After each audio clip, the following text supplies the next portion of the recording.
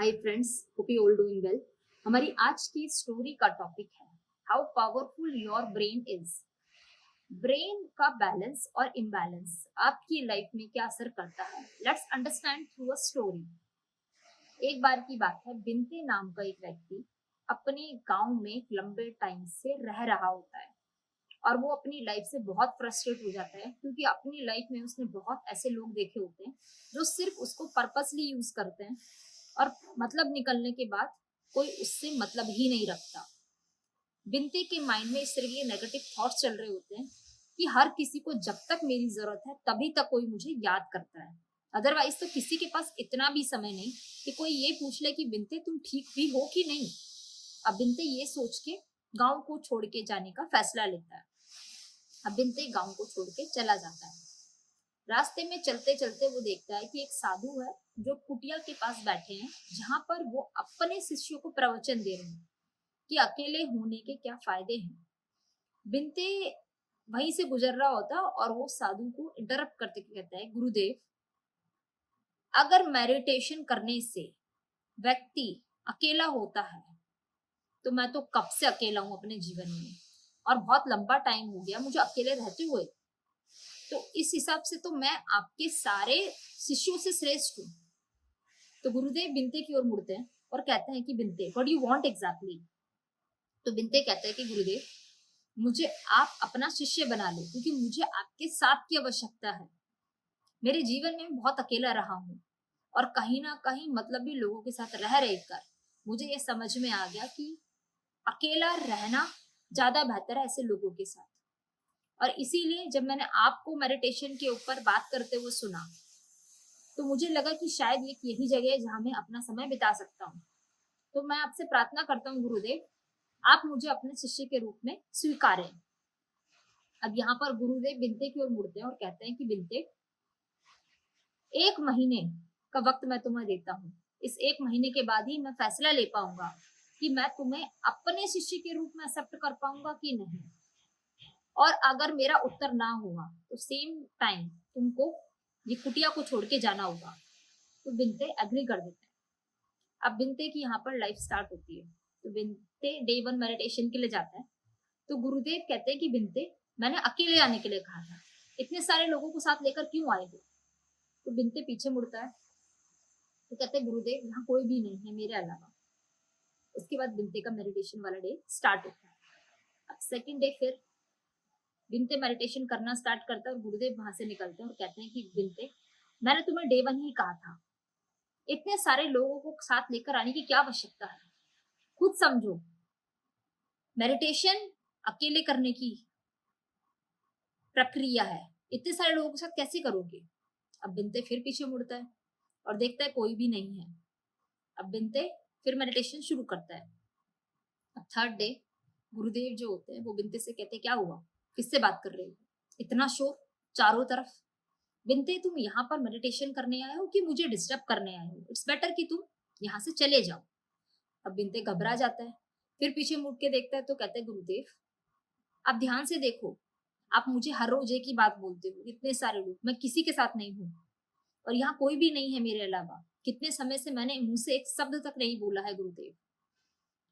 अब उसके बाद गुरुदेव से बात करते हुए बिनते क्वेश्चन करता है कि मुझे लगा था कि मेडिटेशन करना कितना मुश्किल चीज है। बिल्कुल मुश्किल नहीं है, आंख बंद करके बैठना ही तो होता है। पर अब मुझे समझ में आ रहा है ये एक्चुअल में बहुत मुश्किल चीज है जो मुझसे हो नहीं रहा है गुरुदेव। जब जब मैं आंखें बंद करता हूँ मेरे माइंड में इतने सारे नेगेटिव थॉट्स आते हैं जो कि एक्चुअल में मैंने अपनी लाइफ में स्वप्न में भी नहीं सोचे होंगे। और अपनी लाइफ में रहते हुए भी इतने सारे थॉट्स मेरे माइंड में नॉर्मल लाइफ में नहीं आए हैं जितना मैं मेडिटेट करते हुए परेशान हो रहा हूँ। तो गुरुदेव कहते हैं कि बिनते, ये जो थॉट्स तुम्हारे दिमाग में आ रहे हैं ये कभी ना कभी किसी ना किसी समय तुमने ये सोचे हैं जिन्हें देखकर आज तुम भयभीत हो रहे हो। इनकी नेगेटिविटी को, ये सारे थॉट्स तुम्हारे माइंड के ही हैं जो कहीं ना कहीं इकट्ठे हुए हैं। और इकट्ठे होने के बाद आज जब तुम मेडिटेशन के लिए आए हो तो मेडिटेशन तुम्हारे ब्रेन के सारे नेगेटिव थॉट्स को रिमूव कर रहा है। और रिमूव करने की वजह से आखिरी बार वो थॉट्स तुम्हारे सामने आ रहे हैं जिसे देखकर तुम बार बार भयभीत हो रहे हो। फोकस करो और मेडिटेशन को करो। ये बोल के गुरुदेव वहां से चले जाते हैं। अब बिनते नेक्स्ट डे फिर मेडिटेशन कर रहा होता है, और जैसे ही बिनते का मेडिटेशन टूटता है, गुरुदेव वहीं बैठे होते हैं और वो कहते हैं मैंने तुमसे फिर कहा था, इतने सारे लोगों के साथ मेडिटेशन करोगे तो कैसे होगा बिनते, क्योंकि मेडिटेशन करने के लिए तुम्हें एकांतवास की आवश्यकता है। इतने सारे लोगों के साथ तो मेडिटेशन किसी भी हालत में संभव नहीं। तुमको मेरी बात समझ क्यों नहीं आती है। अब यहाँ पर बिनते फिर घबरा जाता है, फिर पीछे मुड़ते हुए कहते हैं गुरुदेव आप ध्यान से देखिए, पीछे कोई भी नहीं है। अगले दिन गुरुदेव एक स्टिक के साथ आते हैं और वो बिनते से कहते हैं कि बिनते मेडिटेशन को बढ़ाओ, फोकस करो। तो बिनते कहते हैं कि गुरुदेव मेरे लिए मुश्किल हो रहा है थॉट्स की वजह से।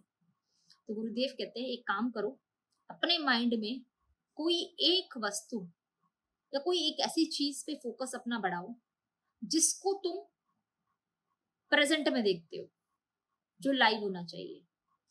चाहो तो तुम झरनों को सोच सकते हो, चाहो तो तुम फोकस अपने थॉट्स पे कर सकते हो, चाहो तो तुम फोकस अपनी सांसों पे कर सकते हो, जो कि तुम्हारे लाइफ में होनी आवश्यक है। अब यहाँ पर बिनते फोकस करना स्टार्ट करता है गुरुदेव की बातें सुनने के बाद। अब बिनते जैसे जैसे मेडिटेशन पे फोकस करता है, उसका ध्यान फिर टूटना स्टार्ट होता है। इस बार गुरुदेव उस पे स्टिक से वार करते हैं। जैसे जैसे उसका ध्यान टूटता है, हर बार गुरुदेव उस पे स्टिक से वार करते हैं। अब बिनते कहते हैं कि गुरुदेव मेरे लिए बहुत मुश्किल हो रहा है। पहले दिन जब मैं आया था तो वो बैठ भी नहीं पा रहा था। अब मैं मेडिटेशन पे किसी तरह फोकस कर रहा हूँ तो बार बार मेरा ध्यान टूट रहा है, ये समय बढ़ नहीं रहा है मेडिटेशन का। तो गुरुदेव कहते हैं प्रयास बार बार करो। अभी कह के गुरुदेव वहां से चले जाते हैं। अगले दिन गुरुदेव फिर बिनते को देखते हैं, फिर कहते हैं कि इतना सारा शोर बिनते चारों तरफ तुम्हारे से आ रहा है, अपने चारों तरफ देखो, इतने सारे लोगों को क्यों बैठा रखा है तुमने, इन्हें छोड़ कर आओ जहां से इनको लेकर आए हो, क्योंकि इतने सारे लोगों के साथ तो मेडिटेशन हो ही नहीं पाएगा। अब बिनते फिर चारों तरफ देखता है, फिर गुरुदेव से कहता है कि गुरुदेव आप ध्यान से देखो, कोई भी नहीं है मेरे आसपास। तो गुरुदेव कहते हैं क्या दिक्कत आ रही है बिनते। तो कहते हैं कि जब भी जब मैं मेडिटेशन करने बैठता हूँ, मेरे माइंड में इतने सारे थॉट्स आ रहे होते हैं कि उन थॉट्स के डर की वजह से मेरा माइंड मेडिटेशन बार बार टूटना शुरू होता है। तो गुरुदेव कहते हैं कि इस बार मैं तुम्हारे साथ बैठा हूँ, तुम मुझे बताना कौन से थॉट्स और कौन से लोग तुम्हें परेशान कर रहे हैं। तो बिनते को ऑलरेडी स्टिक से मार पड़ी रही होती है, तो वो मेडिटेशन कर रहा होता है। अब बिनते बोलना शुरू करता है कि गुरुदेव मैं मेडिटेशन में देख रहा हूँ कि मेरा जो परिवार है वो बहुत दुखी है, और वो मुझसे कह रहा है कि बिनते तुम ऐसे कैसे बिना बताए चले गए, इतना भी क्या कष्ट था तुम्हें जीवन में कि तुमने हम सब की परवाह किए बगैर यहाँ से जाना जरूरी समझा। अब बिनते देख रहा है कि मेरे शत्रु जो है वो कह रहे हैं कि बिनते का होना ना होना बराबर है। बिनते का जो भाई है वो अपनी वाइफ से बहुत परेशान है, उसका जीवन सुख में नहीं है। अब बिनते ने जिससे उधार लिया होता है वो उधार बिनते ने भी दिया नहीं होता, तो कहीं ना कहीं वो लोग बिनते को धमकियां दे रहे हैं कि तू एक बार आ, तुझे हम गांव में रहने लायक नहीं छोड़ेंगे। अब बिनते अपनी सारी बातें जो होता है गुरुदेव को बता रहा होता है। फिर कहता है कि गुरुदेव मुझे एक व्यक्ति है जो मुझे दिख नहीं रहा है, जो मुझे जिसे देख के बार बार डर लग रहा है, मैं भयभीत हो रहा हूँ और बार बार वो मुझे पीट रहा है। फिर वो थोड़ी देर बाद गुरुदेव को कहता है कि गुरुदेव वो व्यक्ति तो आप ही हैं जो स्टिक से मुझे बार बार मार रहे हैं। अब इसके बाद गुरुदेव बिना किसी उत्तर को दिए वहां से चले जाते हैं। अब लंबे टाइम से बिनते प्रयास करते करते मेडिटेशन में निपुण हो जाता है और वो लंबे टाइम तक मेडिटेशन कर पाता है। अब 30वां दिन होता है जहां पर बिनते गुरुदेव से मिलता है। तो गुरुदेव कहते हैं कि तुम्हें याद है कि जब तुम पहले दिन आए थे और मैंने तुम्हें कहा था कि मेडिटेशन जो है तुम्हें अलोन कर रहा है, तो तुम्हारा प्रश्न था अलोन तुम्हें कब से हूँ, अब तुम कैसा महसूस कर रहे हो। तो बिनते कहता है कि गुरुदेव अब मैं माइंड से बैलेंस हूँ, मैं एक पीस को एंजॉय कर रहा हूँ, मुझे एक आनंद महसूस होता है मेडिटेशन को करते हुए। मेरे ब्रेन में अनवांटेड थॉट्स नहीं आ रहे हैं, मेरा जो ब्रेन है वो बिल्कुल शांत है, मैं जो चाहूँ सिर्फ वही सोचता हूँ, उसके अलावा मेरे ब्रेन में कोई भी थॉट्स नहीं है और कहीं ना कहीं मुझे ये अच्छा लग रहा है और मैं बहुत शांति महसूस कर रहा हूँ। तो गुरुदेव कहते हैं कि 30 दिन तुम्हारे पूर्ण हुए बिनते, अब यहाँ पर तुम्हारे लाइफ की स्पिरिचुअल जर्नी शुरू होती है।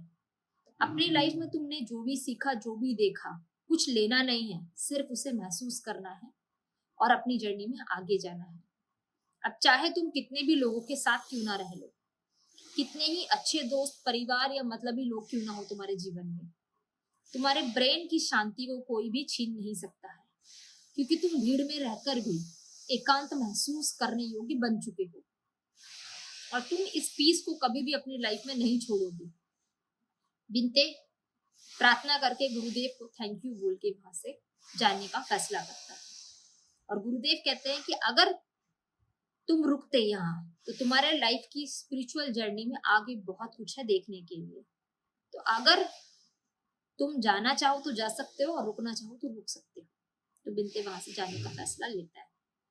अब moral of a story is कि जब भी हम अपनी लाइफ में परेशान होते हैं, फ्रस्ट्रेट होते हैं, दुखी हो जाते हैं, अपने अनसक्सेसफुल स्टोरीज को देखने के बाद, हिस्ट्री को देखने के बाद, या अपने प्रेजेंट में किसी कार्य को ना करने के बाद, या किसी व्यक्ति की वजह से जब जब हमारा ब्रेन इम्बैलेंस होता है, अनवांटेड थॉट से भरा हुआ होता है, उस टाइम अगर आप खुद को बैलेंस करने के लिए मेडिटेट करें तो मेडिटेशन आपकी लाइफ में बिल्कुल वैसे ही काम करेगा जैसे एक अंधेरे से भरे हुए रास्ते में अगर मैं एक टॉर्च जला के रख दूं तो आप एक पाथ को, एक रास्ता देख पाएंगे।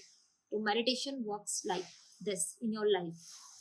यहाँ पर मेडिटेशन की वजह से आपका जो ब्रेन है वो बैलेंस होता है, आपको ब्रेन में शांति मिलती है, आप जीवन में कितनी भी बुरी स्थिति क्यों ना हो खुद को शांत रखने में सक्सेसफुल रहते हैं, बैलेंस को महसूस करते हैं और लाइफ में मटेरियलिस्टिक वर्ल्ड और स्पिरिचुअल वर्ल्ड दोनों के डिफरेंस को अंडरस्टैंड करते हैं और दोनों को ही बैलेंस करके अपनी लाइफ में आगे बढ़ते हैं।